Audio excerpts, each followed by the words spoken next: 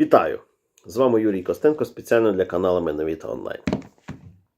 Ви знаєте, все ж таки Путін вирішив захопити країни Балтії. Країни Балтії, ну чому? Буквально пару днів назад на російському пропагандистському шоу «60 минут» разом із Скабєєвою військовий експерт Ігор Коротченко, який родився в тій же самій Ризі, представив план захоплення Литви, Латвії, Естонії. Суть його зводиться до слідуючого. Значить, включається на Балтійському морі всі станції радіоелектронної боротьби і глушаться всі локатори НАТО. Ніхто нічого не бачить. В цей час підступно російські десантники висаджуються на острові Готланд шведському.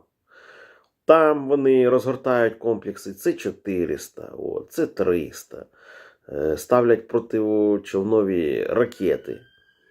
Ну і тоді, коли це все готово, здійснюється вторгнення. Вторгнення здійснюється як з Калінінградської області, так і з Білорусі, так і з Росії. І тут якраз ключове з Білорусі. Цебто і посутньо, я так розумію, що формальної незалежності Білорусі посутньо вже немає. І вже абсолютно немає. Оскільки, прямо відкрито розказують, що буде вторгнення з усіх боків. Ну і після того, як ці всі три держави будуть захоплені, тоді включаються радари, НАТО бачить все. І відповідно вони там створюють свої республіки, як вони їх там будуть називати. Це Естонська Народна Республіка, Литовська Народна Республіка, Латвійська Народна Республіка. Ну і, звісно, ви знаєте, що там є досить такі проросійські елементи, які, з радістю будуть зустрічати визволителів від яких там... вони люблять казати від фашистських загарбників. Тут фашисти це... у них фашисти це завжди фашисти. Ну і отакий цікавий план. А навіщо цей план? То банально. Дивіться, для того, щоб порушити єдність НАТО, знищить НАТО як таке. Після того, як все буде представлено, як ви думаєте, чи захоче НАТО оце все відвоювати знову,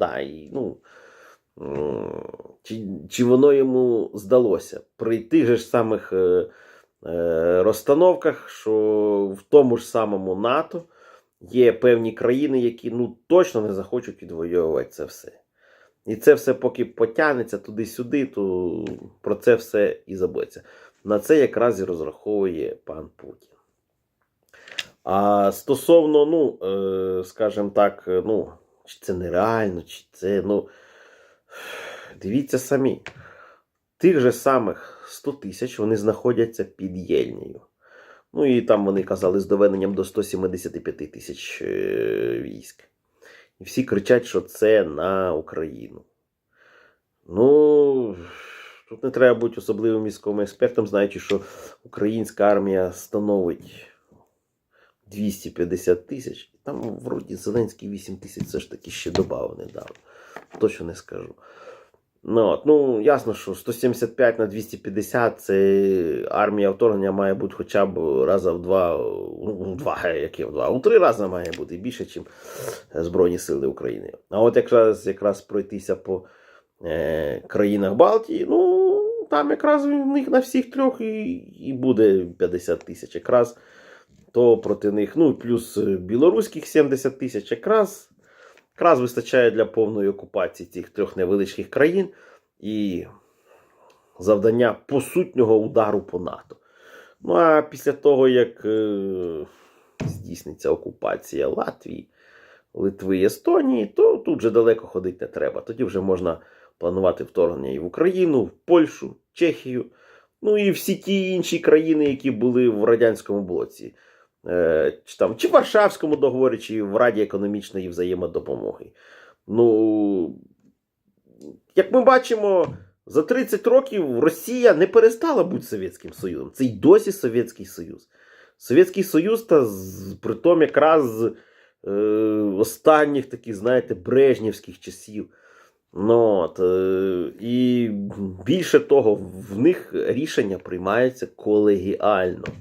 По суті, як політбюро.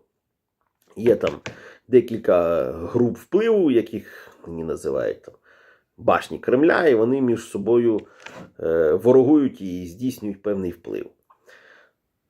Тому отакі от цікаві нюанси. От такий от є реальний план. Ну, не знаю. Може ви там мені скажете, що це щось не так, але мені бачиться отак. Все, підписуйтеся, ставте лайки, коментарі. До нових зустрічей, нехай щастить. З вами був Юрій Костенко, спеціально для каналу Міновіта Онлайн. До побачення.